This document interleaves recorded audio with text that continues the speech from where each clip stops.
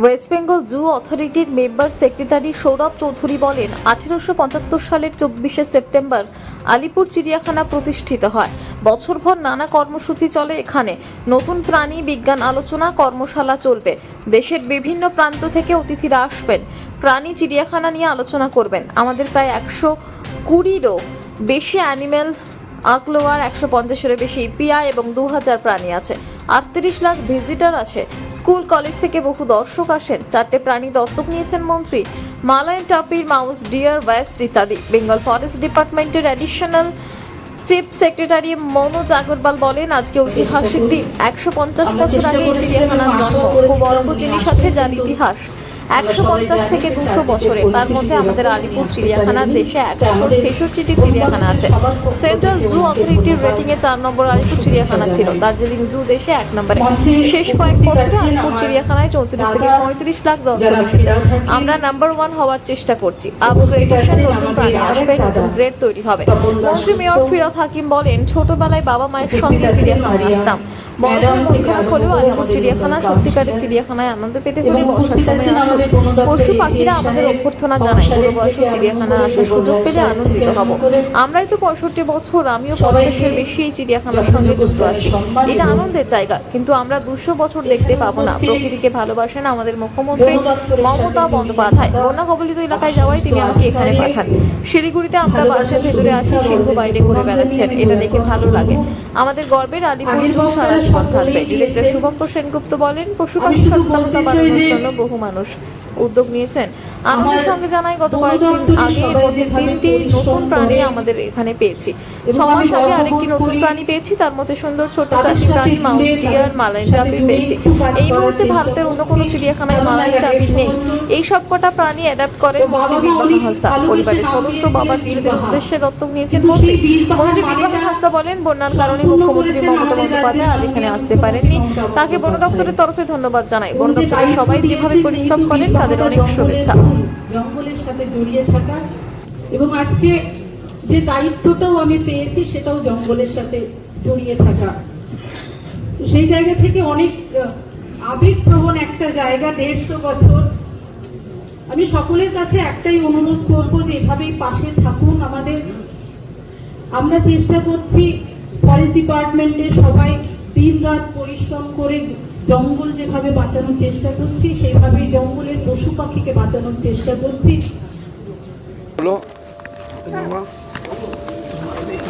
মুখ্যমন্ত্রী মমতা বন্দ্যোপাধ্যায় বন্যা দুর্গত দেখতে গেছেন বলে আমি এসেছি, এবং অনেকগুলো এনক্লোজার খোলা হলো, গেট নতুন হলো।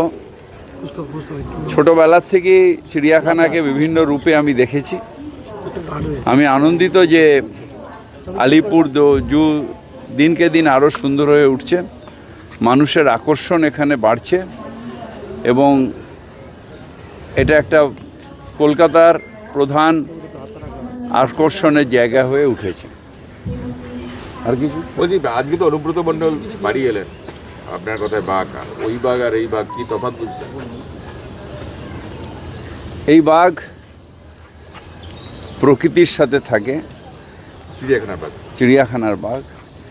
আর অনুব্রতকে বাঘ বলেছি তার লিডারশিপের জন্যে, তার এত অত্যাচারের পরেও তার মনোবলের জন্যে, তার মানুষের সাথে দলের জন্যে থেকে যে দৃঢ়তা দেখিয়েছে, তার জন্য সে বাঘ। কোন বাঘ শক্তিশালী? না, শক্তিশালী তো এই বাঘ, কিন্তু ওই বাঘ মানুষের সাথে থাকবে, মানুষের সাথে কথা বলবে, সংগঠন সামলাবে, এবং ওখানে শক্তির ব্যাপার নেই, ওখানে মনের জোরটা বাঘের মতন। মানে এর শরীরের শক্তি আর মনের শক্তি, ওটা মনের শক্তি। ভাবিরা, কলকাতার ট্রাম পরিষেবা, সেই ট্রাম যে ঐতিহ্য, সেটা একটা মাত্র রুটে এখন অবধি চালানোর সিদ্ধান্ত নেওয়া হয়েছে। হ্যাঁ, এখন একটা ওখানেই চলবে। তার কারণ হচ্ছে জামজট হচ্ছে। কলকাতা আনপ্ল্যান্ড সিটি, এবং ধরুন আমি কাশীপুর এলাকায় একটা ট্রাম যদি যায়, পুরো রাস্তাটা জাম হয়ে যাচ্ছে।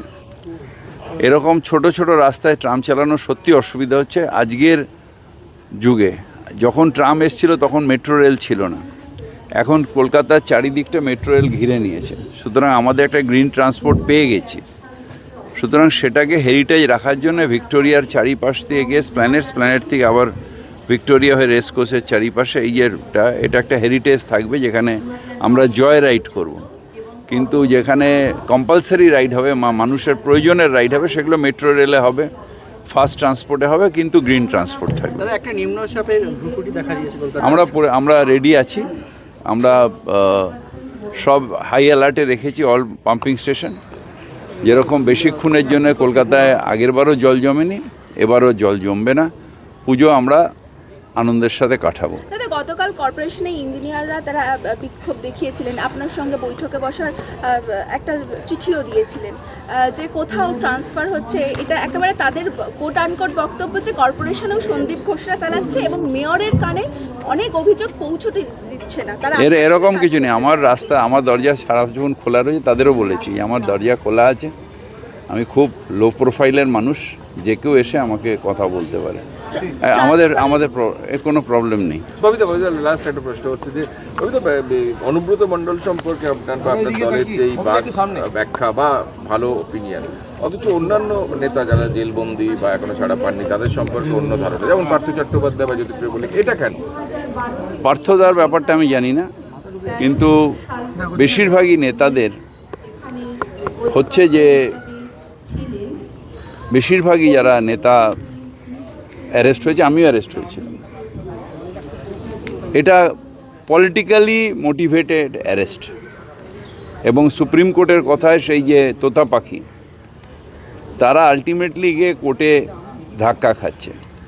সুতরাং মিথ্যা বেশিক্ষণ থাকে না, সত্যের প্রকাশ হয়, সত্যের জয় হয়। সেটা বারবার প্রমাণ হচ্ছে, এখনও প্রমাণ হচ্ছে যে সেই জন্য একের পর এক সবাই বেরিয়ে আসছে। সিবিআই কি কোথাও পলিটিক্যালি ভাবে ইউজ হচ্ছে? এটা আজকে নতুন কি, সুপ্রিম কোর্ট বলেছে, আমাকে বলার দরকার নেই। সেন্ট্রাল এজেন্সি যেভাবে বিজেপি ইউজ করেছে কোনো দল এর আগে করেনি। Misuse of central agency. Partha Chatterjee আপনার টিভিতে যা দেখেছি তারপর আর কমেন্টস করা যায় না।